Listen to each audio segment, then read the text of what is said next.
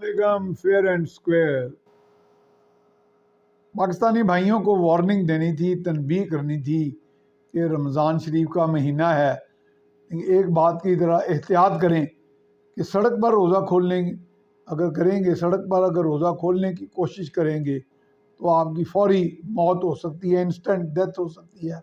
اس لیے بہت احتیاط کریں۔ اس کو بڑی وضاحت سے بھی بیان کر سکتا ہوں، بات تھوڑی دلچسپ انداز میں کر رہا ہوں، کوشش کر رہا ہوں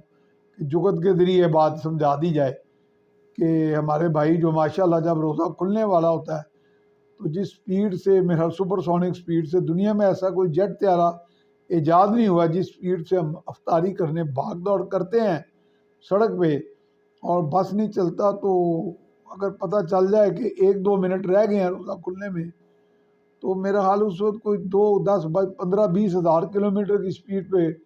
گاڑیاں، موٹر سائیکلیں، چنگچی ہر چیز چلنی شروع ہو جاتی ہے، تو لوگوں کا بس نہیں چلتا تو اوپر سے چلے جائے۔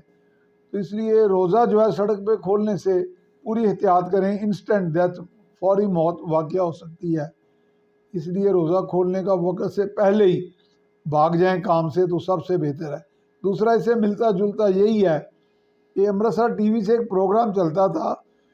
گواچے بارے سلوچنا، یعنی جو لوگ گم شدہ ہوتے ہیں، تلاش گم شدہ کہہ لیں، تو اب گواچے ہمارے سلوچنا کہ اگر آپ کا رمضان شریف میں کوئی بندہ گم ہو جائے اور شام پڑ جائے تو افطاری کے قریب ٹائم ہو تو سموسہ شاپ، پکوڑا شاپ نمبر 55,000 جو شاپ نمبر فلانی جو ہے،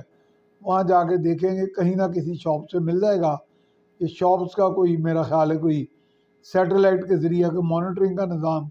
قائم ہو جائے تو بندہ بآسانی مسنگ پرسن، لاپتہ افراد رمضان میں وہاں سے مل سکتے ہیں۔